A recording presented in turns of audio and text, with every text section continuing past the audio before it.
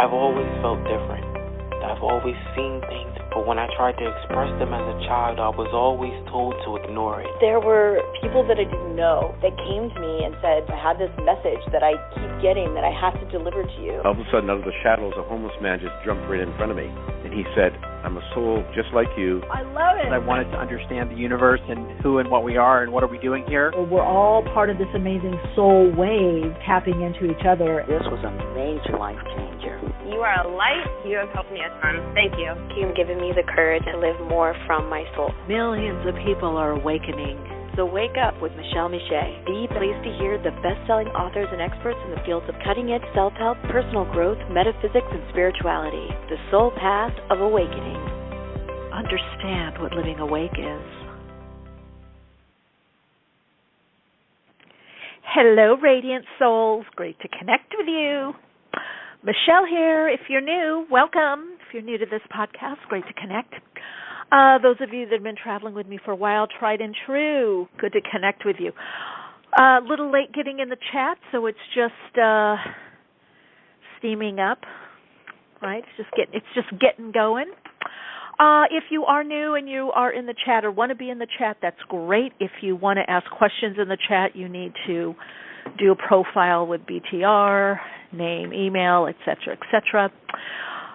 If you want to listen by phone, that number's 347. I almost gave you my number. 347-539-5122.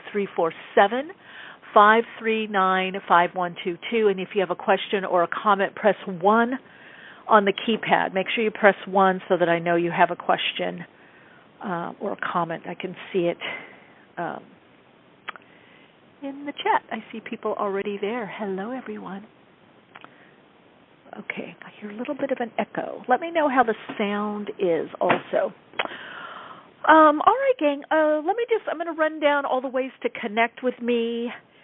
Make sure you connect in, and then we're going to get right to callers because I'm just kind of feeling like that. Going to mix it up a little bit. Ways to connect. Soul Insights and Tarot on YouTube, Awakenings with Michele Meiche podcast on YouTube. Please subscribe. And Instagram. Come give a follow, connect. If you listen to the podcast, say hello, let me know. Where and how you listen. I'd love to know. Some people have been letting me know where they listen, how they listen, where they're listening from, and when they listen. Like, what are you doing when you listen to the podcast? Now, if you want to do a deeper dive in your life, if you really want some, amazing support, assistance, great insights, if I do say so myself, Patreon. I love my Patreon peeps. Of course, you can always work privately with me. You can email me at info@soulplayground.life if you want a reading, if you want to do hypnotherapy, dream therapy, all my offerings. You can always do that. But if you're also looking for a community and you want to do a deeper dive into metaphysics, spirituality, spiritualism, if you want mentoring in that area, there's a mentoring tier. There's the Soul Path Journeyer tier. We meet monthly.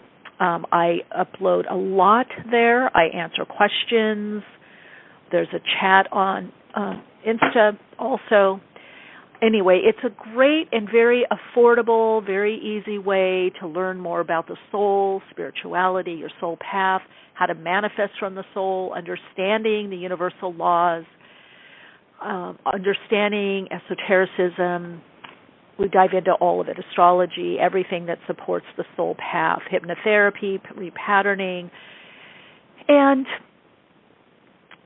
kind of always a question and an answer. I mean, and I do readings on there also, but it's not just that. It's so much more. And I just love, because also people get behind the scenes of what I do in my life outside of this, how I keep kind of mentally, emotionally in tune, and sometimes even in shape.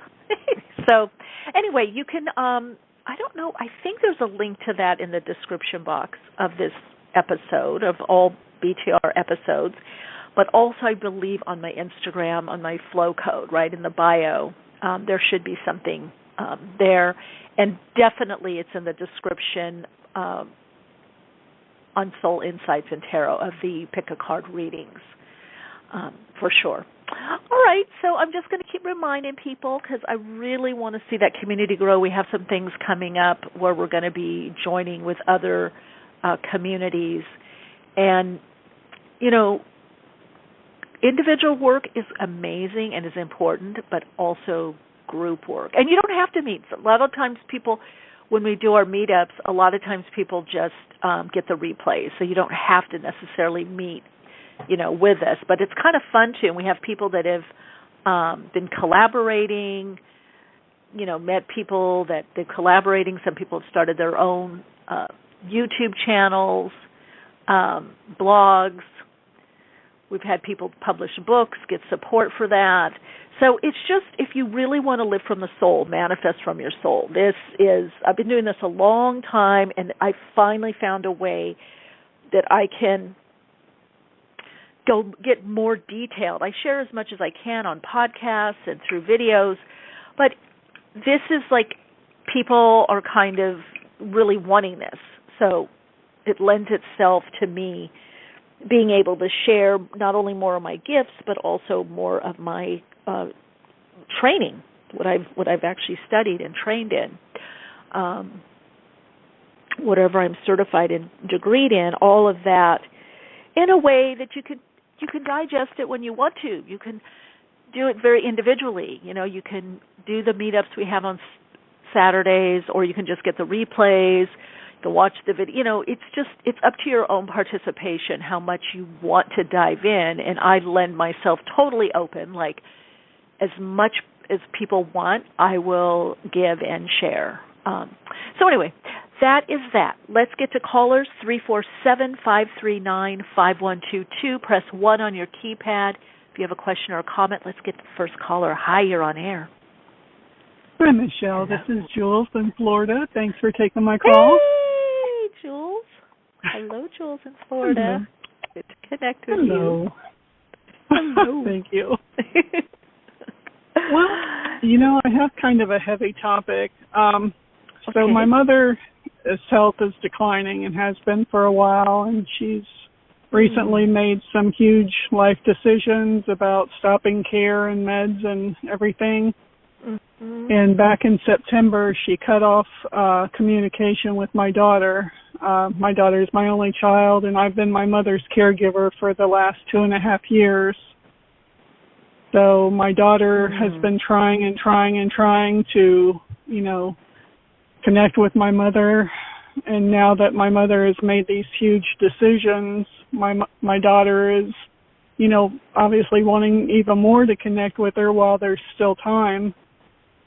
So I feel, you know, it's really difficult because, you know, I'm monkey in the middle, but I want my mom to give my daughter a chance and to hear her out, or my daughter doesn't even know what she did wrong. So it's frustrating, and my mother is just not wanting to budge an inch. She's just very stubborn and determined that she's not going to do this. So I just, you know, wondered if there was any guidance around. Did you ask your mother what happened? Did you ask your mother what her...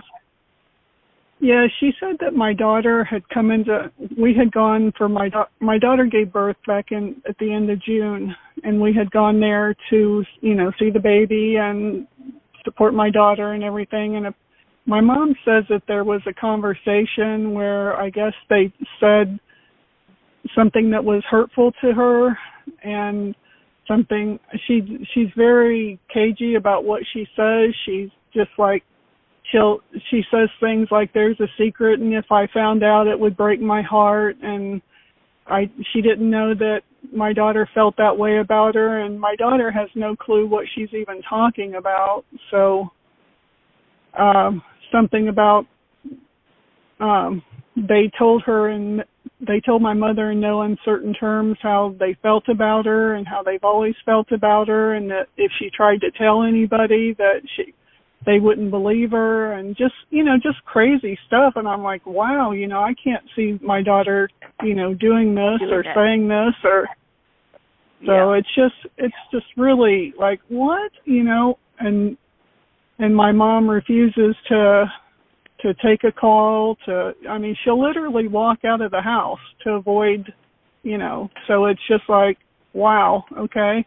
And my daughter has this week said, well, maybe I should come down and, talk to her in person. And it's like, I'm thinking, wow, I can't even get her to stay in the same room or stay in the house when you're on the phone, So it's just like, oh, man. She might have to do that. She may have to go down there, and just show up unannounced and follow her around. I always say, because having, worked as a bereavement counselor and also my shamanic training working with a family, because when people are transitioning and getting ready to cross over, it is a family affair. It's a people. It's not just that person. That that old saying, weddings and funerals, stuff comes out. Yeah. Everybody's, and so it's about the friends, it's about the family, it's about the dynamics. It's about so many things. It's such a emotionally charged situation, very triggering. Yes. That everything comes. So what I always suggest to people, I don't believe in diplomacy. Like a lot of times clients, oh, they're dying, but I felt this. I'm like, say it as you mean it. Get it out there. Whatever you need to do for you to move into a place of I did everything I could and I'm at peace. Right? Yes. So whatever she needs to do or you need to do, I definitely would not tell your mother that she's coming. I can definitely see. I can see her following her through room to room. But like I said, whatever you need to do, because the thing is, the person and the awareness they have that what they're playing out on this dimension, in the earth body, is not going to be the same once they transition. It's very different. I mean, as a psychic channel and a psychic medium, I constantly get, not all the time. A lot of times people kind of track what's happening, but if a parent has been mean or grandparent or something or horrible, a lot of times on the other side they're not like that, or they've held a grudge, or they held a grudge against someone, or, oh, my mother never liked my husband. And on the other side, they're not thinking that. They're not, they're wishing the best. So I want to share a story, not giving names, but this, in fact, I just shared this story with someone kind of in a similar situation to what you're going on, because this was such a great example of what happens on the other side. Years ago, a client was referred to me. Unbeknownst to me, their mother was transitioning or had already transitioned. I think by the time they scheduled my appointment with me, by the time they had the appointment, I believe, yes, she had already crossed over. And what happens with me is I start getting information right away. Because I meditate all the time, I'll see the person's name, I'll start getting information, whether that when the appointment is scheduled or the day of. And so I don't know if it was the day before or the day of their session, I am awoken, because I get visions also, and this woman is coming to me, and I'm going to call her Barbara. I made a mistake, and I'm like, whoa, someone's coming through. So I right away start breathing and I start getting in my meditative, receptive state to receive this message. And I have no clue who this person is. They give me all this information. They tell me what's happening, and they're panicked, but not in a. It's urgency, because they're over on the other side, right? It's like an urgency. I made a mistake. You have to tell them I made a mistake. I was so angry at my daughter. I made a mistake. He needs to do the right thing and give her the money. And she's going, oh, and I have no clue what's going on. I'm just listening. I go, okay, obviously this person's coming through me for a reason, and that's going to be known to me. So I'm just writing down the information, made a mistake, disinherited her. We had this argument, on and on and on. So the session comes, right? And this person starts opening up about their mother and how they didn't like their daughter, wasted money. And this family, very wealthy of a lot of means. And also the person that was getting the reading from me, and that's important to know, very wealthy on their own right, and then had gotten some money, I think, from another family member as well. So I start realizing, and I said, is your mother's name, let's just call her Barbara, because I always call her that. Yes, how did you know? I said, okay, this is what she said. And the person told me, well, my mother would never say that because she clearly did not want my sister to get the money, because he was getting the money. This guy was going to get the money, right? And I said, look, I have nothing in this.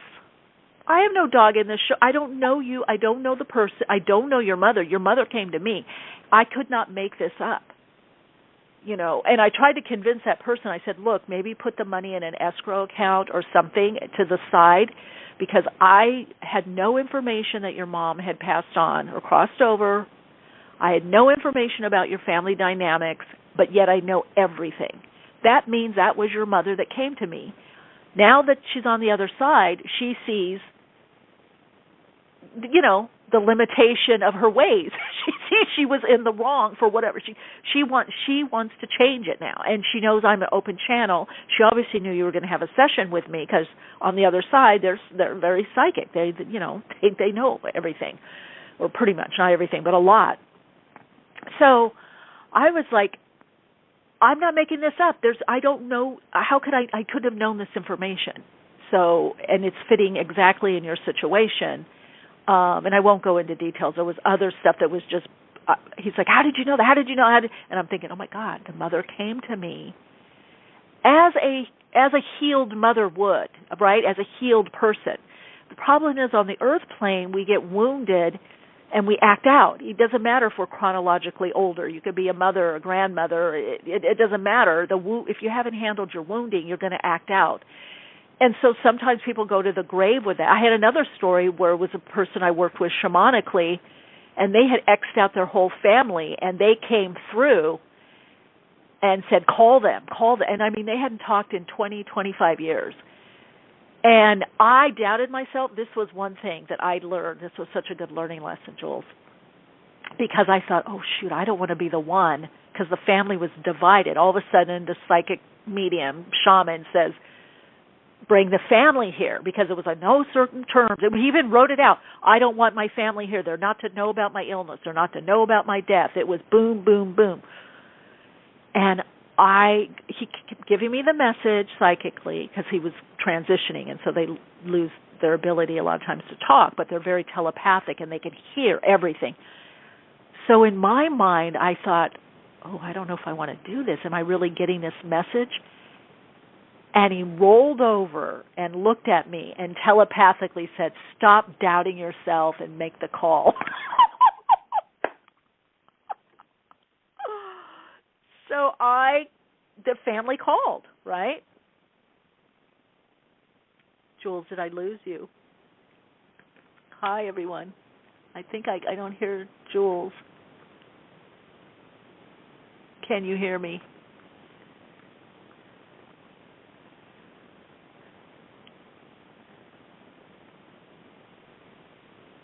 Oh, Jules, goodness, did I thank lose you? My jaw dropped. I'm like, I was like, oh no, I can't believe it dropped. I heard everything. No, I called right back. I was like, oh no. Good. But you heard it, yeah. So even in that shamanic time, that I got the person said, stop doubting yourself, or now's the time to stop doubting. Because I don't always know. I mean, sometimes I can't even believe what I channel, the accuracy of the predictions that come through, whether they're for individuals or the world or pandemic or stock market. I don't know. I live in the state of awe, like, God, could this really be right? I don't know. I mean, it's not me. It's such a higher energy. So I did say that. I told the people, and they said, are you sure, Michele? I said, well, he looked at me and said, stop doubting myself. And I do have an issue with doubting myself. And it ended up being quite lovely. The whole family mended. He was able to go in peace. It was beautiful. And So you just never know what's going to happen at the 11th hour, literally. That's why I say do whatever, do the whole thing, you know. Then this guy was lucky that he had a channel, a psychic channel, because he wouldn't even be able to talk. And so that, but so, I got to tell you another thing with this person, because I was going to go do the crossing over ceremony and support with his transition, with his crossing over. And they were told by the doctors that it would be 2 days, right? You're not going to believe it. This is how strong people are. This is how, oh my God, this is the miracle. If there really is more to us than what we see physically. Thursday, I am getting a manicure. And I'm planning to drive Friday to stay the weekend to support him and his crossing over, his transition, and the family. I'm getting my nails in. All of a sudden, he appears, the vision of him. And I'm looking, and he's standing over me. He says, you got to leave now. You got to leave today.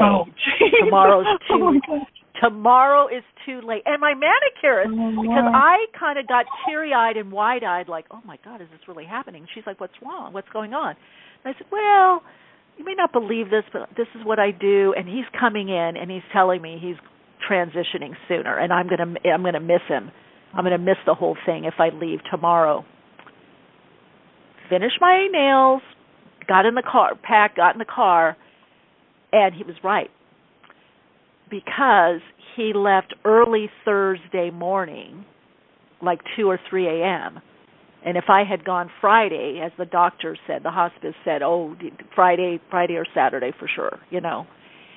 So I planned, you know, my time, and he came through, and said, no, you got to leave now. Right when I'm getting my nails done, I felt so trivial. I'm like, getting my nails done. Well, I mean, good for you for listening and, you know, being able to pick that up and make, you know, it's like, oh, you know. Right. I mean, what if you wouldn't have got the message, or, you know, so, wow. I know. I thought, well, what the heck? I might as well. And then, sure enough, it was, you know, before Friday, or you know, early a.m. So yeah, I feel like I feel at the end of this life on the earth plane, people can get either really extra stubborn, or they loosen up. You know, they kind of that get real, you know, see Jesus moment, get Christ energy. Yeah. They get a little, you know, Brahmin, whatever, Rama, Krishna, whatever. They get a little, or the other. But you never know what will shift it. And again, my suggestion is just do what, when they're on the other side, you say, I did everything I could, we did everything I could. Yeah. Yeah. Yeah.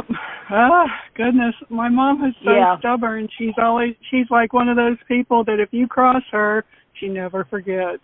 And she'll tell story after story after story of all the people in her life, you know. So it's like, oh, geez, right at the end, it's my daughter is now at the list. And it's like... By the way,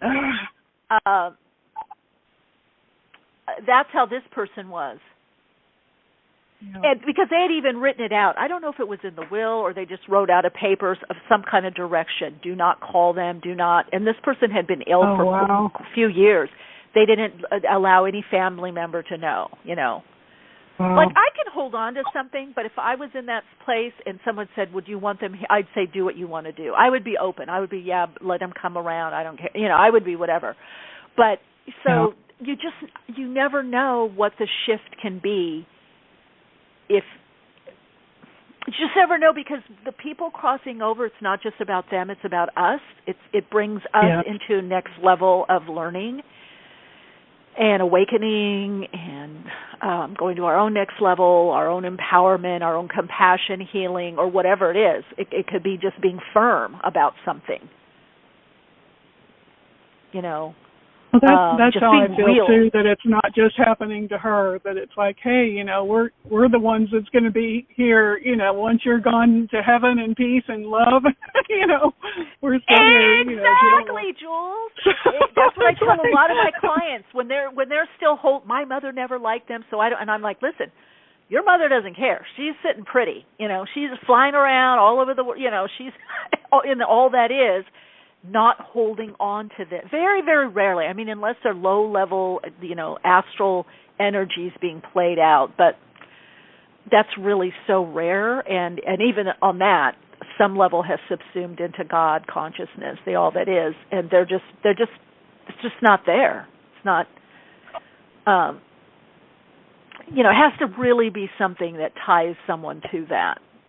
Like a haunting or something that causes that kind of thing. For the most part, once they cross over, in fact, it's a neutralness. It's a bliss. It's a neutralness of the situation. They're not in that game anymore of right or wrong, or I hate you, I like you, I didn't like you. They're not in that anymore at all. At least what I've experienced. Unless, like some of the things I've done with helping people cross over that are stuck from a major tragedy or something, killings, murder, like I worked with someone that had burned in the Chicago fire, those kinds of things. But not everybody.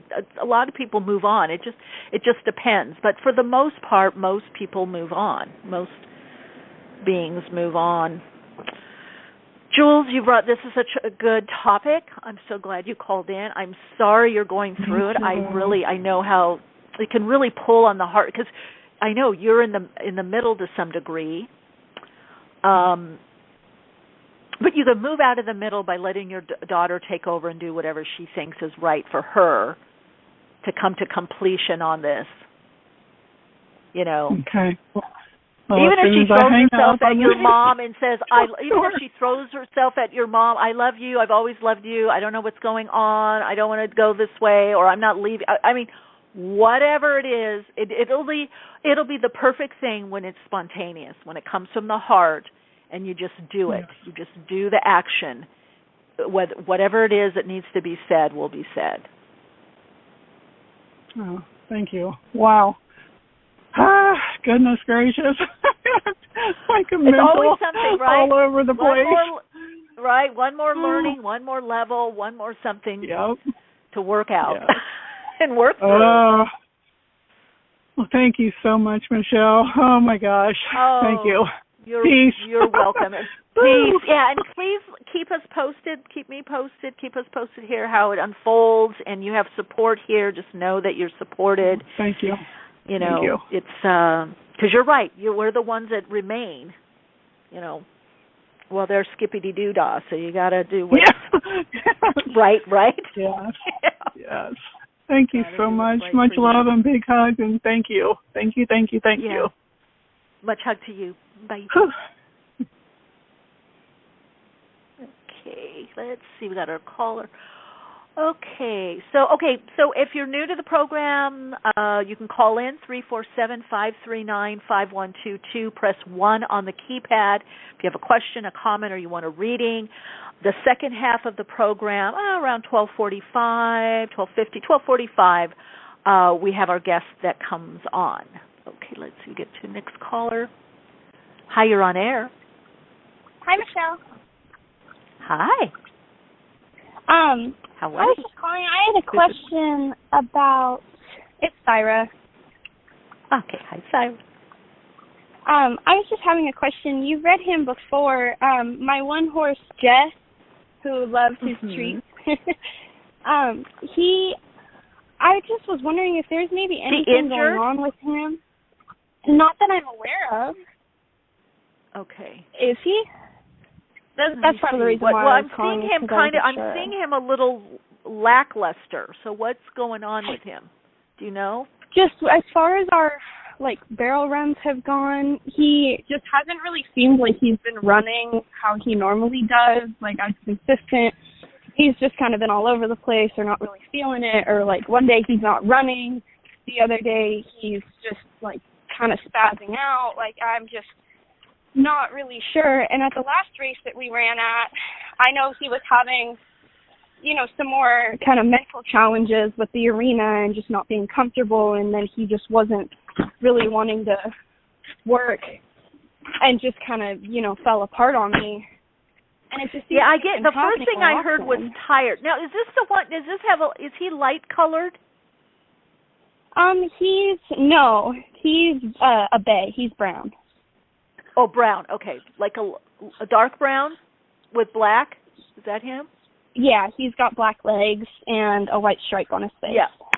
Okay, that's him. Okay, so there's another one too, a lighter one. I feel light gray or lighter color coming in. Yeah, also. That's Fancy. Who's that? I'm with her right Who's that? now. That's my new mare. Oh, Fancy. That's why Fancy. Okay, because coming in.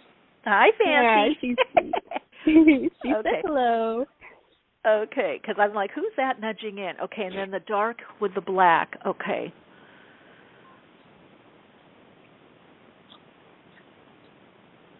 Is he one to more want to be petted and lay around? I know he does like his affection, but recently he hasn't seemed as affectionate either. Yeah. The first thing I got was tired, so I don't know if you're supposed to rotate them. There could be some injury or something in the shins or calf area. Do you rub anything on, like massage or salve? I think massages or something. Energy work, massage. Okay. He needs body work. He needs body work. And a break. Okay, that's what my next one was going to be. I think he's needing a break. He needs a break. Yeah, I would do rub down on a regular basis, and definitely the legs. I can feel it in the calf or leg. Especially low leg and then upper. He could have also pulled something or some kind of movement with the head. Could have. Do their heads? Is it jerky? Because he could have pulled something. I also feel there could be a strain. Yeah, it can be a little jerky sometimes, depending on how he runs or. Like at our last race, actually, that makes sense. Our last race, he had a little slip going into the first and kind of shot himself out, but managed to save it. Yeah, that's what I feel. He's got a muscle, pulled muscle. Yeah. Okay. And but I definitely feel you're going to have to integrate energy work can be good. I can do that. I'll do a little on him, but massage. He's like, not just that energy crap. He's perky. Okay, he's very happy, but he needs a break, and he needs that. I don't know if you put tonic or there's a cream. I feel some kind of massage, and you're going to have to rotate him, and he does need a break. He's done for a bit. He needs a break. That's why he hasn't been affectionate. He's a little in pain. Yeah, a little disgruntled too. Just kind of, Yeah, just kind of let me be. I'm done. Yeah. Yeah, you might have to rotate them more. I feel it's very jarring on their body. At least his. I don't know about the other one. The only reason I've been running him so much was because how my one-horse Rebel, he's coming back from his injury right now, and so there's been a lot of injuries around. Yeah, but that means you just got to take a break and do something else. Do some cross-training. Do something else, because he can't do it. He's not... I don't know. You might even have a third horse or get a third horse in there to rotate in. Because now I feel Rebel. That one, I'm getting injury with that one also. Yeah. Oh, who's that? Yeah. Was that him? Yeah, Rebel's Fancy? The one with the kissing spine. Then that's a chicken. Excuse that. Oh, that's okay. Who was before that one? Oh, the third. Fancy. Okay. Yeah, Fancy's my new one. That she's a barrel and roping crossfit, and she's so cool. Next year, I'm going to start running her and competing on her, because she's still so young right now. Okay, that's why it's just picking up 3 then. Okay, you need a 3 or so 3. Yeah, because And there's something really with the head, the way the neck, it jerks somehow, side to side. That really, I can even just feel it in the shoulders, like rubbing the shoulders or just putting your hands on there, or like moist heat with some, rub some stuff, moist heat. I used to do energy work, pranic healing work on horses. Actually, a lot of horses that had been rescued from the, I think it's called Primarin Farms. Yeah. So they're very receptive. But I do believe there's also horsey massage, I'm sure, right? Or something. Yeah, there is. Putting moist heat or salve or something on there. That'll help a lot. And then the rest. Because when I first tuned in, the first word I saw and heard from him was tired. Yeah, that's kind of what I had been feeling from him these last couple of days. He was just tired. Yeah, tired, and then those muscles need the work. Because they're like elite athletes, you know. We need massaging most definitely. Too. Yeah. Yeah, it's good to get the massage. I just had one the other day. Had a really great massage. And all these like little machines, little massage accoutrements, little tools, like to just really get in there, like a little, I don't know, like a little thumper. I don't know what it was, some kind of little hammer thing. But yeah. So that's interesting synchronicity there. That I just had a massage, and he's needing one. He's saying that tired, and then with the muscles, the neck, the shoulder. I think it's more on the right. I think from the way I see him zigzagging, and then the neck, the shoulders, and then a bit the calf, and something in the left, I don't know, where the insert is with the leg. His knee or his hock? Higher up. Is it more on the front or the back? Stifle? More hip almost? More hip. Well, kind of hip or growing, the growing area. Okay. So I think he twisted or something. Maybe when he recovered, he like twisted a certain way. No, that makes sense. You see what I'm saying? That makes a lot of sense. Yeah. Because I'm kind of getting this movement. If you could see me now, I'm doing it. I kind of get this movement of like almost falling and then twisting and then coming back up. Like almost falling, twisting, coming back up. Yeah. Yeah, no, and he was such an angel that day. I mean, we ended up breaking our personal best time even with that little fall that he did, and he managed to just save it and just pull through. Yeah. Well, that's also the adrenaline, right? We all do that. I remember one time racing when I did 10Ks I had sprained my ankle, and I felt it twist a little bit. But then I just kept running, and then I got that that runner's high. I didn't feel any more pain, and I said, "Oh, it went away. Wow, that's cool." Yeah. And then when I got home, like a half hour later, it was throbbing, and I'm like, "Oh my God, it did not go away." My little runner's high took over. Yeah, the adrenaline was just hiding it. Yeah. No, that makes a lot of sense. Good. Well, please keep us posted. I'm sure he'll be okay. He'll bounce back, but he does. Your intuition was accurate. He needs a rest and is requesting that. And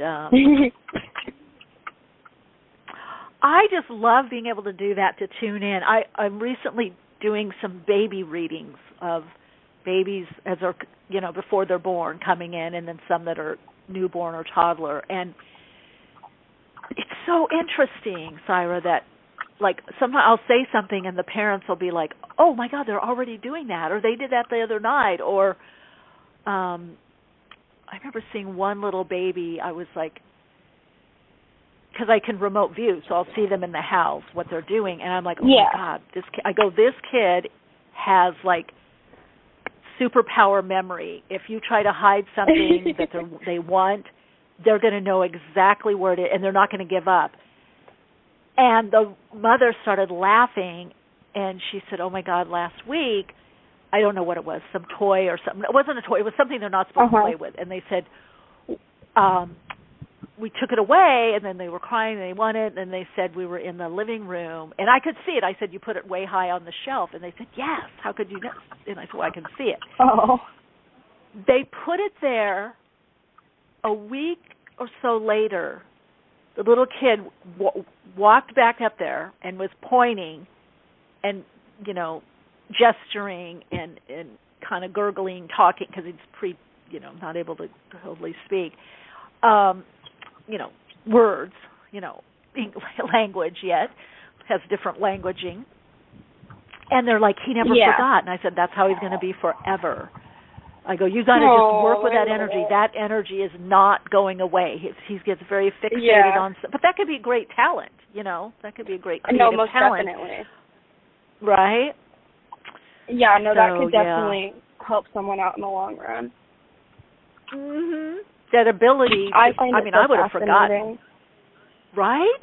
I know, me too. Right? That he knew, and they're like, oh, we didn't. They're like, oh, we didn't think he would remember where it was, or we thought he forgot about it. And I'm like, no, he was just waiting for the right moment. And I think what it was, he was trying to climb up. So he must have been doing that all along, and they didn't see. And then they happened to walk in and see, and then he was pointing, and they were like, oh, my God, it was, he didn't forget. Yeah. Oh, gosh. Well, that's great. Anything else before I scoot? We're going to have our guests coming on in a little bit here, a few minutes. I don't think so. I think that's going to be it for right now. I really appreciate your insight on all that, though, and it's nice to know that, my intuition was true with just kind of what I was feeling from him, and then reaching out to make sure I wasn't missing anything. So I really appreciate it. Thank you. You were spot on, spot on.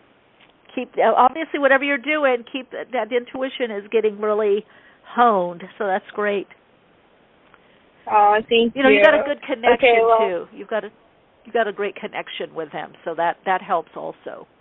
Yeah, most definitely. Well, thank you, Michelle. All right. Thank you so much. You're welcome. Big hug. Take care. Bye. Bye. Bye. Bye. Bye. All right, gang. Call in number 347-539-5122. Press 1 on the keypad. Boy, I really love today's calls and the sharing. We got to share a little bit. Like I say, I still live in the awe and wonder, even with my gift and what I do. It still is amazing to me. A wonder keeps me surprised and on my toes.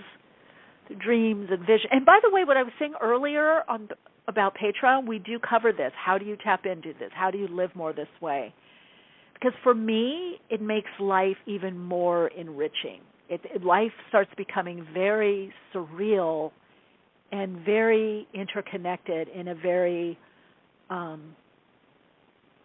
palpable way. In a way that you can really taste it, touch it, feel it. And I do, my understanding from the spiritual hierarchy and the oversouls in the guidance I've received is many more people are going to be living this way, right, awakening to this sixth sense, their intuition, and then, of course, if they develop further, their psychic ability and living like this. And then to be able to call in and get a check-in. This is what I was feeling. They need a break. I'm tired. And, when we all can do that for each other, that strengthens that ability, and then we start using it more. Because in the new paradigm, as this new emerging consciousness is coming through, it just requires a shift that we respond and live more from the intuition or from the intuition first, and then back it up with the logic, reason, analytics, research, thinking things through. But to integrate that intuition. So it's just a flip, because right now we're very much into the beta consciousness, right, the lower mind, which, by the way, as I've said, is I think it's our lower mind processing is like a 16 megabyte external hard drive or flash drive. It's very minimal that it can handle. That's why we get stressed out. That's why when you have, you're going through stressful situations, you can forget things. Sometimes my clients will say, "Is something wrong with me? I forgot where I put my keys, or I forgot this, or I left the keys in the door, or I left the house without the wall." And I'm like, "No, you've been going through all this stress. Part of your mind can handle very little. The brain overloads." But when we tap into a higher consciousness, we access the parts of the brain that we access in meditation. That's the doorway to the infinite, right? Which some people say through the pituitary. But anyway, that upper region, right? Then we connect into infinite mind, God consciousness, Einstein thinking. It's beyond that. So that there's this little flip that's happening where we're going to live more from that space. And, logic, reason, philosophizing, analyzing, contemplating, all those are very important and, comprise a very important skill set. However, they still have their limitations because they only know what they know or what you've been trained in. And when you connect into the consciousness of the all that is, the innate infinite intelligence of the all that is, of the universes and beyond the universe, that can make what seemed impossible probable and it even happen. That's where we get our great ideas, our innovations and inventions. So we're going to be living more from that, and so the more we can kind of practice that and integrate that aspect of our being into our life, that intuition, that sixth sense, it becomes stronger and more reliable. We're able to trust it more and understand it more. We're able to see when we're caught in a delusion about something, or is this really insight and awareness coming through us? So, yeah, exciting times, you guys, exciting times. All right, if you are wanting to call in, if you're in the chat or just listening by internet, you can listen by your computer or you can call in 347-539-5122. All right, it is time for our awakening conversation. We have Mahwish Syed today, award-winning fashion and interior designer, also the author of Purgatory to Paradise, How Cancer Helped Me Design an Authentic Life. Let's connect in. Hello, welcome. Thank you so much, Michele. Glad to be with you. Oh, wonderful to connect with you. And am I saying your name right, Mahwish? Syed? Yeah, perfectly. Thank you. Syed, yes. Perfect. Okay, Syed. Okay. I knew a Saeed, but I guess a different spelling. Syed. Okay, great. All right, Mahwish. Okay, so can you share a little bit about what you were focused on before the book? I call that kind of that a redirection of energy. It sounds like you had. Yes. That really, when we get them in all different kinds of ways. So I just would love to know a little bit of what you were doing before and how this redirection of energy happened, how it occurred for you. That's a great framing. And frankly, working as an interior designer here in New York City, the universe has a wonderful sense of humor because I ended up designing from the inside out in more ways than one. And what I discovered is I used all the decades of my design wisdom to create my paradise, which I like to define when you are in complete alignment, when you are, as you say, within that infinite mindset and tapping into that infinite mindset. So I'm amazed that we're having this conversation because it is just so perfect. Yeah. And I find we are doing our gifts or our soul purpose in so many ways. We may not recognize it because a lot of times people think it has to be something very overt, like, oh, I'm a healer, I'm a teacher, I'm a therapist, or a doctor or whatever. But it's that thread within whatever we're doing that to me, connects us to source energies, healing light source energies, however you want to term that, God conscious, whatever. But also that has like you said, the inner aspect of one's being, and is looking at that. It's like kind of almost like, to me, like holistic, I guess you could call it. As in holistic health. Exactly. It takes that inner and outer. And I still hear you. Years ago, I modeled and acted, and I had these models workshops that I had developed, and we had all people that were working in that field. They had to be working currently. And I did the inner and outer, and people would say, "Oh, you should do this workshop. It's great." It's different. I don't know how to explain it. She kind of looks at the inner you, but people didn't have the words. But I was still doing whatever I was doing now. I was still doing it then. And it sounds like by what you're saying with the design, you were tapping into that energy as well, that awareness. Talk about it, because I'm curious, because I do feel design. I do feel that any good or great designer is doing that. You're working on that aesthetic band. That is something that we not only see, but we feel. If something works, is congruent, is harmonizing, or reflects that person, whether it's clothing, fashion, or definitely home. You can walk in a home and go, "Oh, something's off here," It doesn't feel right? So how do you, I'm just curious, how, as a design, how do you do that? Is it an intuitive thing, or are there certain, whether laws of nature, laws of design, or is it a combination? Oh, that's a great question, Michele. There's many different layers to this, but one that is easy to swallow for your listeners and for anyone who's listening to us, I think, first of all, starting with grounding in your body and in your senses, and to get out of your mind and to get into your senses. And through your senses, you develop your intuition.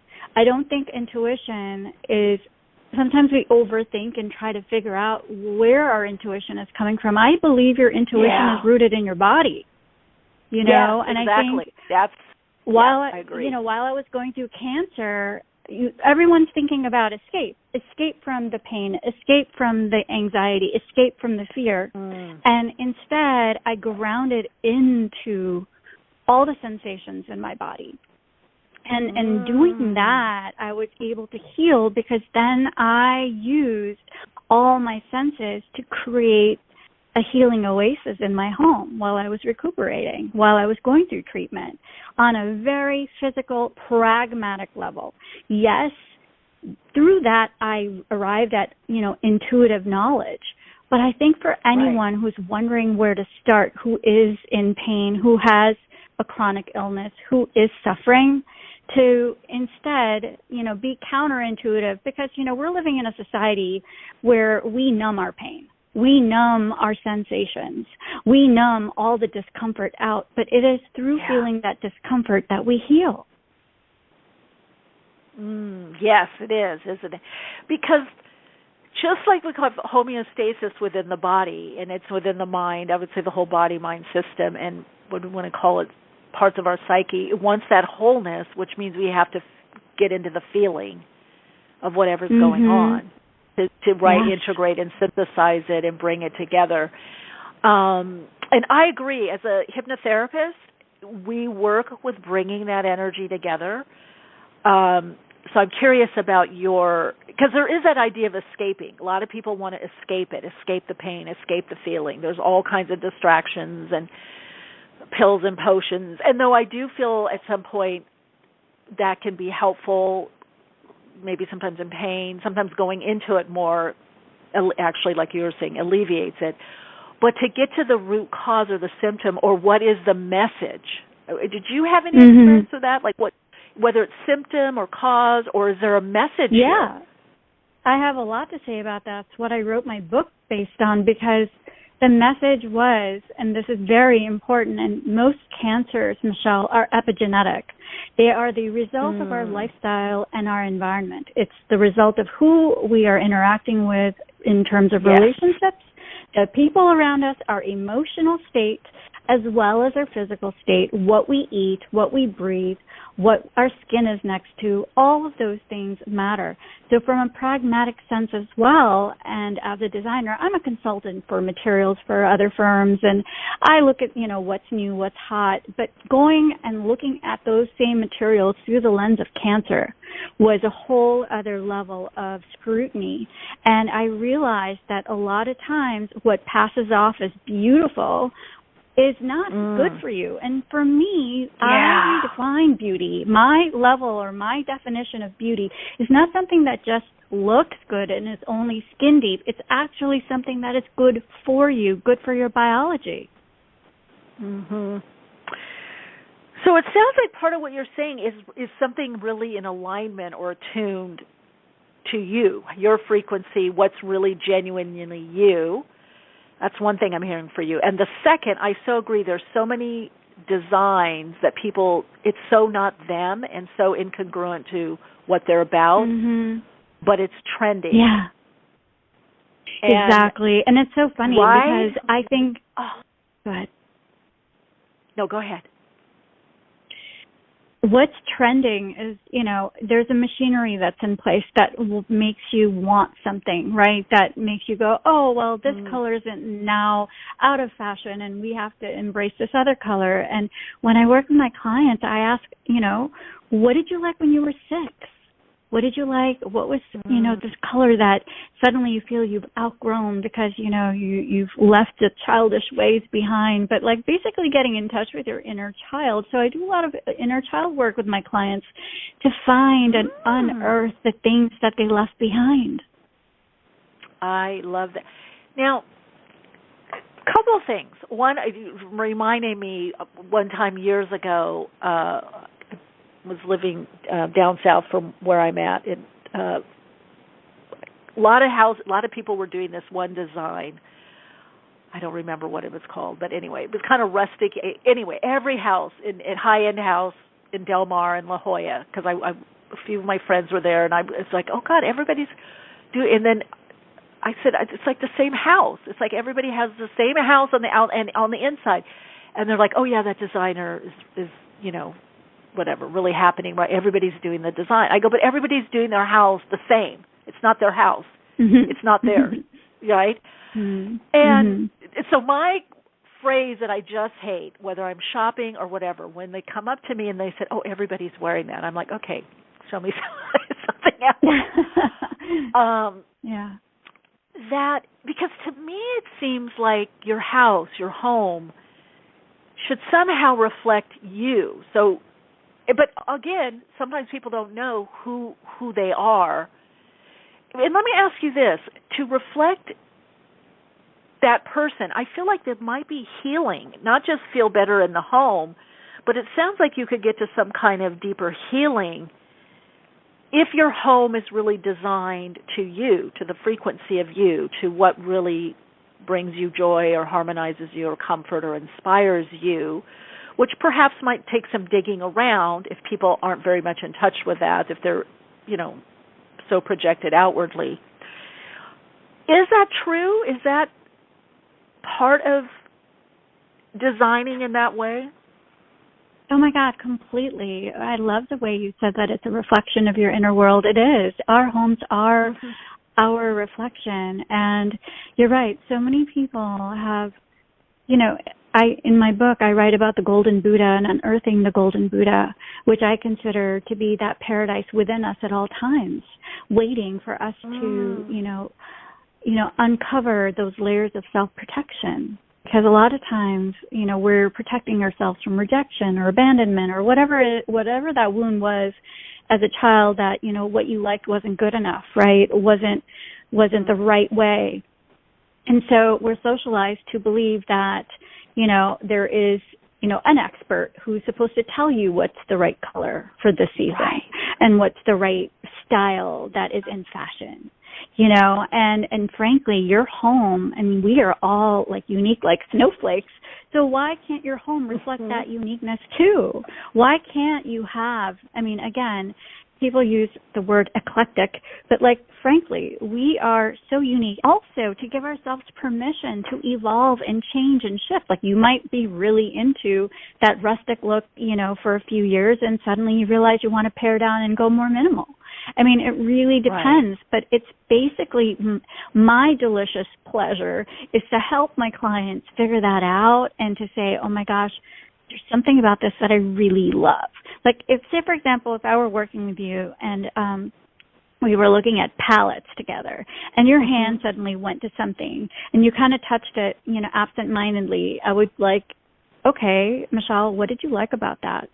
What was that texture? Did that remind you of your great-grandmother's blanket when you were visiting? Like, what kind of memory was attached to that sensation?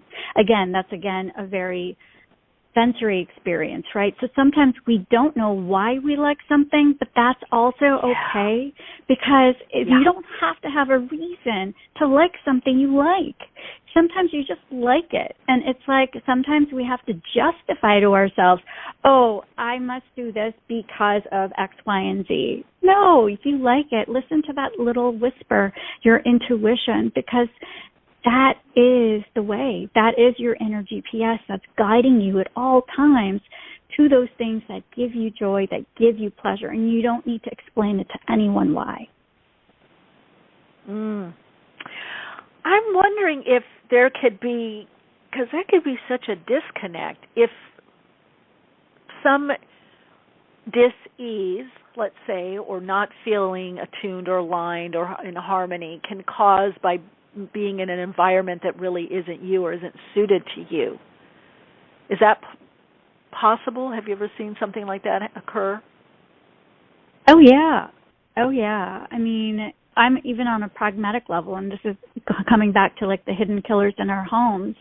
We don't even realize, what's toxic, really, because a lot of times right now what's being marketed to us, Michele, in the name of convenience, say, for example, a rug that is pet-friendly or washable and, stain-resistant. Well, those are code words for something that's synthetic and toxic for you. Now, no one really knows this, but for me, as I do all this research, especially having had cancer, I have gone through my entire materials in my home through a very fine sieve and looked and researched and found that those materials that, for example, polypropylene, which is now used indoors, it used to be a material used for outdoor rugs, fine. But a lot of it's being used indoors because it's very easy to care for, but technically speaking, it is not biosustainable. It doesn't biodegrade. And wool has been around for millennia, is completely cleanable, but has been getting some terrible marketing because they want to sell you the convenient thing. So looking at it from that perspective, we're living in a toxic soup. Indoor air is far more polluted than outdoor air, no matter what you're being told. Wow. And we're living in a toxic sarcophagus, especially if we are not opening our windows, we're not opening our doors, we're not airing out. Like those old-fashioned, our great-grandmothers would go through the spring cleaning and airing things out and opening all the windows. There was a reason for that. And I think science is now finally backing up all of these things. And by the way, I ended up going back and getting my certification in applied quantum biology, so that I could look at, one of the major contributors to cancer is circadian disruption and modern lifestyle. The modern life that we live is incredibly toxic for us. And they're linking now studies between getting the wrong light at the wrong time to breast cancer. And frankly, blue light from your iPad, from your computer, from your television is junk light. It is like eating potato chips because light is a nutrient. Ooh, that's true. Wow, good point. Yes, light is a nutrient, and light is information. So that's, something you're digesting or taking in. I know, I never understand why people don't have windows open. I love windows open, especially sleeping. I'd rather have it cold and have lots of blankets than, kind of stuffy, hot. Exactly. Which, unfortunately, a lot of offices, right, and school, they don't have windows now that open, or they have that horrible fluorescent lighting, which I don't know who invented that. There must not my be, friend. Let me ask you, is there something, let's say people are listening to this, and I want to dive deeper a bit on like the health aspect and maybe even how to correct or minimize or mitigate results. Let's say someone does work in that kind of office, or they're in an area, some offices don't even have open windows. It's all whatever, circulating air. Circulated, yeah. Yeah, circulated air, which they don't always clean the filters. What can people do? Is there something that to stave off, some of the negative results? Is there? Yes, okay. There is. Oh my God, I'm so glad you asked that, because that is the reality for a lot of people.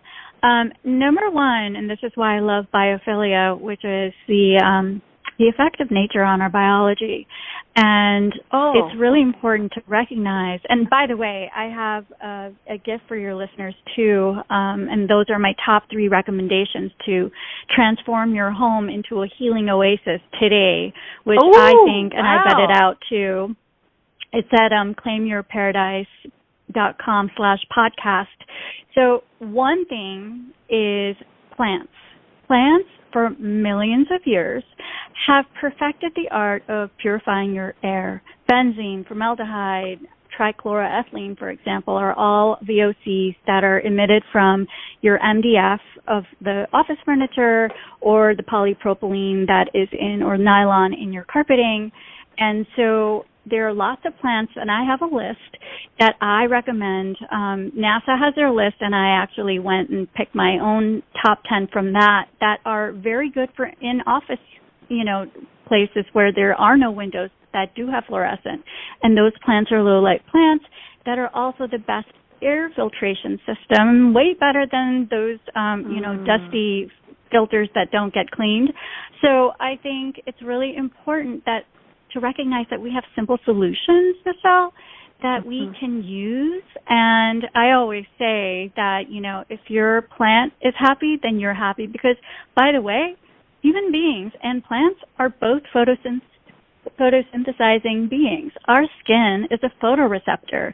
So it's not just light coming in through our eyes, but the light on our skin is also tells us and signals our circadian rhythm. Wow. So the plants really do. I know the thing about the oxygen, what is it, the CO2 they take out, but it sounds like they do more. They're doing a lot more. And as a matter of fact, I recommend having certain plants in your bedroom because they oxygenate at night and filter harmful VOCs throughout. And it's so simple. And by the way, did you know that your nervous system is affected by just looking at leaves? No, but I feel calm when I see leaves and trees. Yes. We've been married to nature for thousands of years. It's only if you look at the human, the human species and how long we've been here on this earth as a 24-hour clock, we've only electrified our existence in the last 30 seconds. So for 23 hours plus, we have lived in sync with nature and in sync with the sun and the light that comes from the sun. So it's really important to recognize there's all these diseases that are now associated with, people who do like night shift work and are getting the wrong light at the wrong time, and it has a serious effect on our biology. As you're talking, it's just reminding me of that the what's called the movement of the slow cooking, slow living. I call it, it's really getting back to attuning to our true nature. But the importance of that, and for people to perhaps even just start bit by bit to just start integrating that. Talking with you, to me, it underscores how important it is really to make those changes within the home, to really look around, you know, whether it's decluttering or the things with the plants or lights, or is this really aesthetically me? Do I feel comfortable here in my home? Because I know, you know, not real well, but I've been in homes where I can tell the people are not comfortable there. The place looks good, but they're not. It does not promote comfort. It does not promote relaxation. You know, that really slick leather sofa that is so stiff with those leather pillows, you cannot tell me when you're laying there reading a book it's feeling comfortable or sitting there, you know, and you can kind of feel it. It brings that level of kind of not really, I think you said it earlier about getting in the body. It doesn't promote really getting in the body and being in the body. Do you remember those times when the sofas were covered in the vinyl? I mean, I remember walking into somebody's house where everything was like, it was a velvet sofa. It was a velvet floral sofa that was covered in clear vinyl. And I was like, oh, my God, my thighs are sticking to this. To protect it. So, right. So, like, this is what I want to say. And I'm a high-end designer in New York City. Nothing should be too precious, okay? I don't care how much money it is.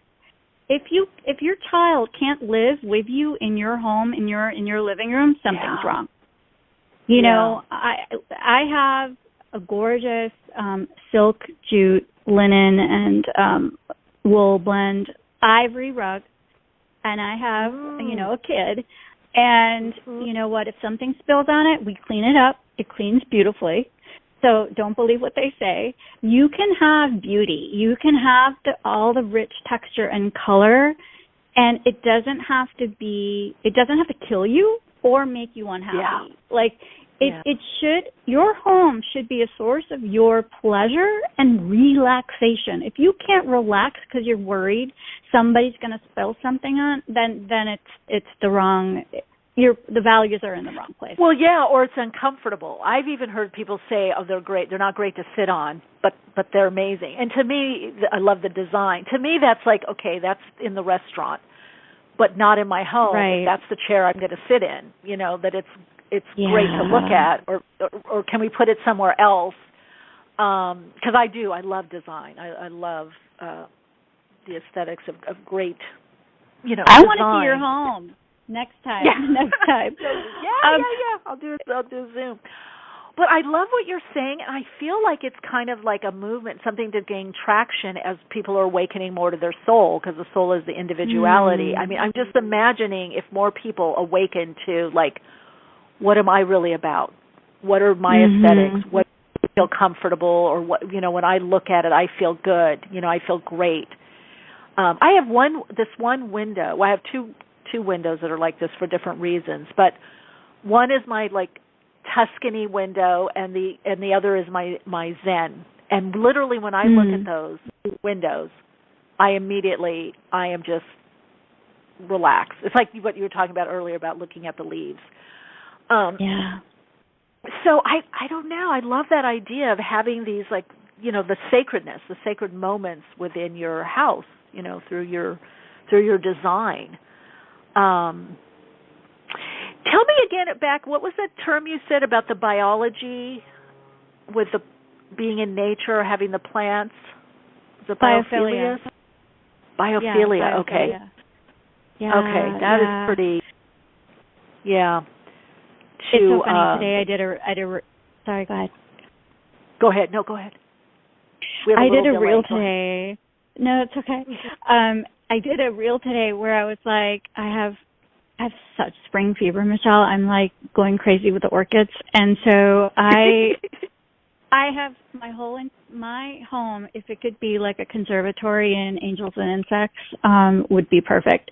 So I have a ton of flowers. I have a ton of flowers, and I have a humidifier going. And by the way, I don't know if your listeners know this, but what's good for the flowers is good for us. Okay, so we have forgotten, again, we're so out of touch with nature, and this is biophilic design. Your humidity in your home is like below desert level during the wintertime with the heating systems that we have. It's usually below 15%. I have a hygrometer, and you can pick one up at at Home Depot even, really simple. And what you need to do is check your humidity. It has to be over 40% because your mucosal lining is drying out in low humidity and is your first layer of defense for, inhaling any kind of pathogens. So, for example, if there is a pathogen in the air, your mucous membrane is there for a reason to stop that from infiltrating your body. Now, if your mucous membrane is dry because your humidity is too low, then you've got problems, and you won't be able to grow your flowers as well. So if the flowers are dropping off, that's a sign that your humidity in your home for your body is too low. Oh, my gosh. Okay. So that means to get a humidifier is what you're saying then? Yeah, exactly. And I have, again, everyone keeps asking me, I have an Amazon shop where I've curated all of these things where I think you can go to and be like, okay, Mahwish, which candle do you like? Which is the right humidifier? Which is the humidifier that I use? And I've gone through a million humidifiers, if I can be honest with you. And, the ones that I know have done the work in the distance and really do increase the humidity without you having to refill every 2 seconds, that's the one I have. So, again, it is so important to realize that it's kind of like the canary in the coal mine. The plants, if they're not growing, that means the atmosphere is not good for you either. And that's why it's even more important to have them around, in addition to the fact that they're purifying your air and are lowering your stress hormones. I mean, there's so many benefits to having plants in your home. There were studies done recently during the pandemic where, of course, we are suffering the epidemic of loneliness, and that to care for a plant, even if you don't have anyone, if you don't have a pet or a person next to you, if you're caring for a plant, it actually lowers your cortisol and it helps alleviate anxiety and depression. Wow. Gosh, I didn't know that. That is amazing. That is, everybody go out and get plants. Get some additions. Bring that nature in. Yes. Now, talking about that, because kind of supporting your health, what are some of the things that we should look at? And by the way, just before I get into that, you said give your website so people that are listening can take a peek. I know it's it'll be in the description box of this podcast, or I think it may be already. Yeah. Thank you. It's claimyourparadise.com. Okay, claimyourparadise.com. And I know you have a couple offerings, beauty product lists. Yes, the list is claimyourparadise.com /podcast. Okay, and I think they put that in the producer put that in the description box. So what are some of the things people right now that plants, I'm hearing that, other things for these kind of positive changes or harmonizing changes? That's one question. Anything people can just start integrating. And also, I feel it I could extrapolate why for me, like harmony, beauty, I call it aesthetics, tuning in, almost an artist and a creative. So I kind of naturally have that. I don't necessarily know why, from a research level, why I like something or why something's good. I could give a little answer, I suppose. But why is that so important to us? And why does that facilitate the healing? I think people underestimate the fact that we are a living ecosystem.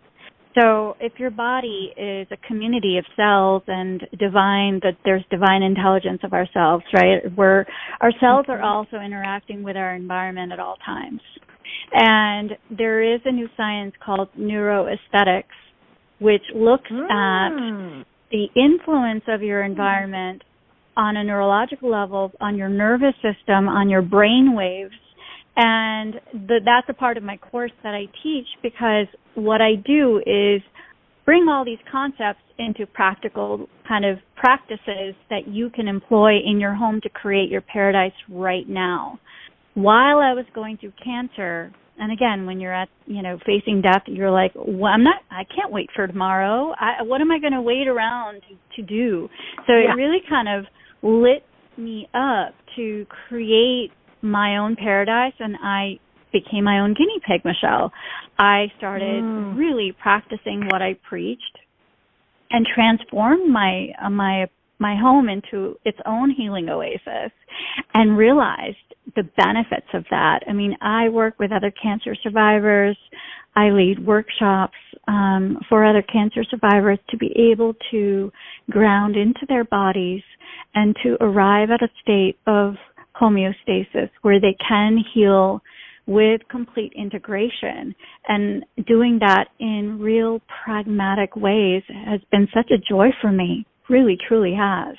So I think everyone deserves beauty. Everybody deserves harmony and homeostasis. And, again, I'm a designer. I've been doing fashion, interiors, and jewelry for over 2 decades. And there are now scientific studies that are showing that all of these things affect our biology.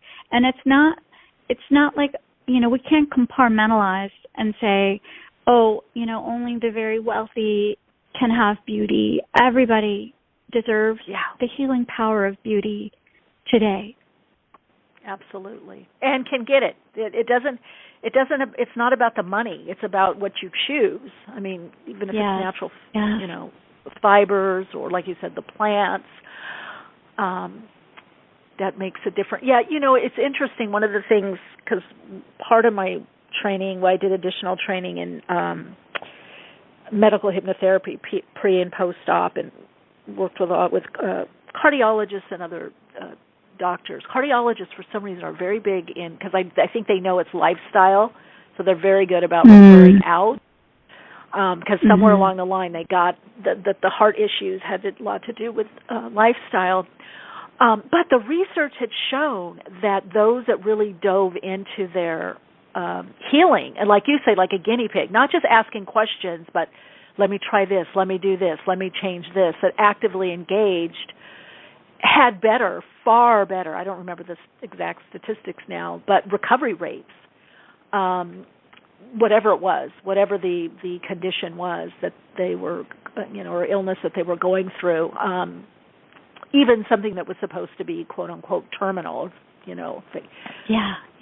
complete recovery. So what I like, part of what I'm hearing you say, the picture I'm getting, is also kind of everything it's like medicine, like food as medicine, your environment as medicine. It's like actively looking at, and even clothing, what are you wearing? Is it really suiting you, celebrating you? Do you feel good in that? Is it, harmonizing you, honoring you?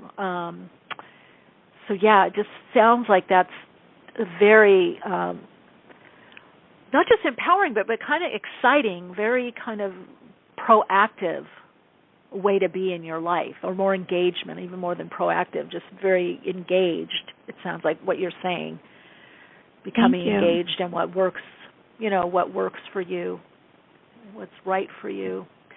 So yeah, that beauty, that's interesting, because I know beauty, we always think of it kind of surfacely, and it is that to some degree, but it is some kind of geometric harmony, or there's some kind of, I don't know the word maybe, but that we may not necessarily always know, but that harmonizing principle, I mean, it is, like I said earlier, it is in medicine, in the homeostasis, that the body wants to, get into that. It's that self-healing, self-regulatory. So it kind of makes sense that now that they're seeing how that affects the nervous system. I find that fascinating. It's wild. It's kind of like how, these arbitrary words, like, what does success mean to you? Like, what does beauty mean to you? I mean, I think it's like that word success. What is successful? What is a successful design? What is beauty? And I think when we kind of break that down and reflect a little bit and say, well, wait a second, I'm assuming beauty means X, Y, and Z. I often say, like, commercial industry has, hijacked the word beauty and sold it back to us, while at the same time, very much triggering our insecurities about ourselves. And I think the word beauty for me and how I define beauty is cellular alignment, soul alignment, because to me, and this is what I wrote in my book, our body and our soul are one. There's no differentiation between the two. Yeah. And that's what I truly wholeheartedly believe. And designing from a soul perspective. And I'm talking like designing your life, right? What your value system is, right? So for me, a lot of people think beauty is synonymous with luxury. Like luxury only happens for those other people or on special occasions. And I think we have to really divest ourselves from that assumption and say, well, wait a second. We all deserve beauty because beauty is our birthright. We all deserve health because health is our birthright. And our body, with its divine intelligence, is always seeking homeostasis, no matter what. And how can I best support that process that already is in place? So in that way, you don't have to chase your tail so much. There are really simple, pragmatic, actionable steps that we can take, and it's simplifying and editing more than adding. Does that make sense? Yeah. Oh, no, definitely. Definitely. It does make sense. It is the simplify, really, you start getting into, and it's like you said earlier about, what did you say about the Buddha in your book? You said something about Unearthing the Golden Buddha. Yeah, that's a story in my book. Because as you're talking, I'm thinking, it is tapping into the soul, and just like anything else, it's a meditative practice. You have to pause. You have to connect in. And am I drawn to this? Not, is this, everybody has this, and this is the it thing. No, pause. I'm reminded of a really, really good friend of mine who, artist consummate. We all went to ceramic class, and hers looked like it was, in a high-end gallery already, and with some of these museums, just natural. But various times in traveling and, like getting a meal, and just somehow with the way she laid out the table or the vase with the flowers that wasn't expensive, or just let me take this and dump this out and we'll use this. And as you're talking, because she's somehow connected to that something that I agree with you earlier when you said we don't have to know why we're like something or drawn to it. We just feel it. It just, and that's definitely my friend is able to do that. It's something she taps into. She's just in that. And so everything is very harmonious. It feels good. The food is always amazing cook, but also it just feels good to look at stuff. And to your point, it's not expensive. We've been on, out in nature, and laying down something, and it looks like it's in Architectural Digest or something, or Decor magazine, or Dwell, right. And it's like, oh, she just pulled this out. How? I'm sure it sounds like you teach people also to kind of connect into that part of them by certain questions. But it feels like people can approximate that. Maybe, it's like I'm not great at playing instrument or piano or whatever. That's not my thing. I've tried. I can't do it. So I get it. Not everybody is going to have the same level. But can people find that within themselves and tap more into that? And therefore, I agree with you. It is tapping into their soul, or an aspect of their soul? Yeah, of course, absolutely. And I want to say that, as you were speaking, this phrase cropped up, and I often repeat it: perfection is the farthest point from authenticity. So if we're seeking perfection in terms of how artful something is or how pretty something looks, but we're not feeling it, then it's inauthentic. And to me, that is not in harmony. That's disharmonious to your biology. So what you resonate with on a soul level, Michele, may be out of fashion, may be something crazy. But like you said, you don't, you just like it, right? You just like it, and that's enough. You are enough. If you like something, it's enough that you like it. And I think that's really important because it comes to a level of self-worth, a level of owning this is why I say claim your paradise, owning your paradise, owning the things that you like. I have, there was somebody who came up to me who was a friend of mine, and he had lived in his apartment for 25 years. And it was a temporary thing, and he hadn't invested because it was a rental, and he was like, oh, I'm going to move. And he never moved, and he was like, oh, I need to make this look like home. And I said, so you basically were living in purgatory. You were in the waiting room of your own life. Yeah. Okay? Yeah. So my book, Purgatory to Paradise, it's really about that kind of like waiting to live and like, you know, living in the blandness. Oh, I can't invest in this because it's a rental, or I can't invest in this because I'll move soon. Well, guess what? I've lived in rentals, and I've, you know, created my own space within them at every single moment. And there's simple tips that you can use to transform any temporary space. I mean, if you look at it that way, our lives are temporary. We're not going to be around for very long, but we still want to live our best lives, don't we? Yeah. What a mindset shift. But to your point, I never looked at it this way. It really is a worth thing, isn't it? I'm worth it. It really is a value.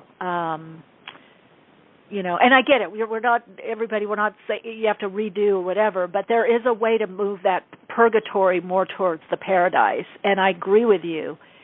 It is like the worthiness. I deserve this. I'm worth having, being comfortable, or looking around and feeling good. Gosh, Mahwish, that's powerful. That is very powerful. And I love what you said about the soul alignment. It's part of it. I agree with you. You were able to articulate so much of why, even with some of the researched or scientific stats on this. But I think, I really think when people start embarking on whatever that turning point is, Carl Jung, the psychologist, would say, you need your wits all about you, when you're going through something, a problem or a challenge. And I think when we have these redirections of energy, it is a call on a soul level. And maybe, part of what I'm learning from you and our, wonderful conversation here is that it's not just about changing our mind or thoughts or beliefs or behavior or I wanted to have a different job. It could just be, don't have that blue light in your room. Put a plant or, make your living space reflect more of you. That, I would say, needs to be an integral part. So you're not, it's almost like you're saying in a way, like when you're in purgatory, it sounds like you're not really grounded. So it sounds like what you're suggesting is also about grounding more where you are and therefore even getting more in your body where you are, maybe even accepting more where you are. Self-acceptance. I talk about this, the Japanese art of kintsugi, which is, gilding, that, they have an ancient and lovely tradition of ceramics and pottery. And if a piece breaks, they don't throw it out. They actually glue it back together and highlight the cracks with gilding, with gold and silver. And I use that analogy in my course because, so much of our lives, we are scarred, we go through surgeries, we go through heartbreaks, we go through deaths and different kind of transitions in our lives. And to accept those and actually highlight those cracks and those scars and turn them into our gold. That's my mission, Michele. Yeah. Oh, wow. Great mission. Transformative mission. Fun mission. Oh, my gosh, Mahwish, I really have loved our conversation and learned quite a bit. Kind of excited about that. Thanks for being here. Thanks for sharing your gifts. Appreciate it. Thank you so much for having me. Such a lovely discourse, and hopefully we'll continue, and I can't wait to see your colors. Yeah, come back anytime and share. I feel like we could do part 2, part 3. I mean, I really feel like what you're kind of excited about this because just not a lot of people are tapping into this, and I feel like it could be a really transformative component for people, and one that's also easy to tap into that can also help change your mental emotional state by having something that really has meaning in your house or in your home, looking at that, kind of. I know it helps me, definitely, my environment. I mean, when I walk in, I'm just there. Before we go, I have to share one story that I know you'll love. Years ago, one of the houses that I lived in my home, I had somebody come. I don't know what they were doing. It was some kind of maintenance. And I had my office in the front of the house, the healing office, and I had walked back towards the deck, and then I was coming back, and then the repairman was coming towards me. And he stopped in the middle of my house, the living room, and he kind of put his hands up a little bit. They were by his side, and then he just looked around and then just stood there. And then when he saw me, he said, "What do you do? What do you do?" And I was like, "What the heck's going on here?" And I said, "What do you mean?" He goes, "No." He goes, "I've been in this business 25 years. He goes, "So you know how many thousands of homes I've been in?" I said, "Oh, yeah, a lot." And he goes, "There's something special here." And I go, "Oh, what do you feel?" He goes, "I don't know. I feel peaceful." He goes, "There's just a certain energy. I feel very peaceful and calm." And he goes, "I can tell you I've never felt this in any other house." So then I told him what I did, and he's like, "Oh, okay. Well, it makes a difference." So to your point, my thought is, with what you're suggesting to people and what you share and help people do through your courses, classes, and your book, and it's always been my contention that other people can do this too. You can create, as you call it, that paradise, because it's like a sacred site. It builds the energy by what you focus on and what you do. That's all that was happening in that house, session after session, my own meditation. It was just building. It was just kind of gelling, So I really feel you're onto something here. Not that you need me to tell you that, but I'm so excited for you. I feel like this could be something so helpful to people, a very tangible way that people can connect to that energy and that part of themselves. So thank you so much. I really appreciate you. Really, truly, really such a pleasure. Yeah. Have you seen anyone else doing what you're doing? I've not seen that yet. The whole approach, I just love. No. I think the time is now. The time is now, and frankly, I'm so glad you said this because, it's one thing and I love my work. I've honed it and perfected my craft, but to be able to share these pomegranate seeds of wisdom with those who everyone has access. And this is really what I truly want to embody and believe in and share with the world, because you all deserve to have beauty in your life today. Every single one of you. And I want to help you any which way I can. All right, Mahwish, thank you. Thank you for all that you do and coming here and sharing. Take good care until next time, all right? Keep shining. Bye. Bye. All right, Soul Lights, you can tell I'm inspired. Oh, my gosh, what a great way to access this, another way to access the soul. It's kind of like cross-training. Got to do it in a lot of different ways. And this might be easier for some people. You know what I mean? Sometimes people do it through different ways to connect into that unknowable part of us that we can feel and sense, to get into that higher vibrational frequency of our higher self, to connect into our soul. Anyway, very, very cool. All right, I hope you enjoyed today's podcast, today's show. I see Sue in the chat just as we're ending, Sue. Kind of went over. Hi there, Sue. All right, Sue, it's worth a listen if you re-listen. Really love this idea. Part of the awakening to the soul through this design. Anyway, everyone, connect with me. Patreon, Soul Insights and Tarot on YouTube, Awakenings with Michele Meiche podcast on YouTube, Instagram. Come follow, hang out, say hi, let me know about you. All right, continue to shine your light, share your insights, and of course, keep awake.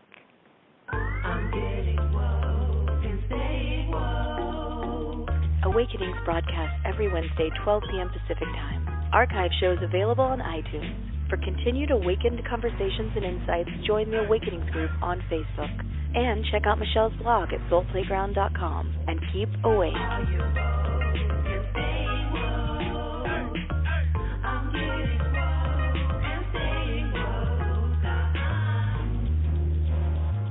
At Sobo & Sobo, we know that a law firm is only as good as its people. From the very first conversation to the day the attorney presents you with your settlement check, you will see why Sobo & Sobo is different. It's in the people who know how to win and never accept anything less.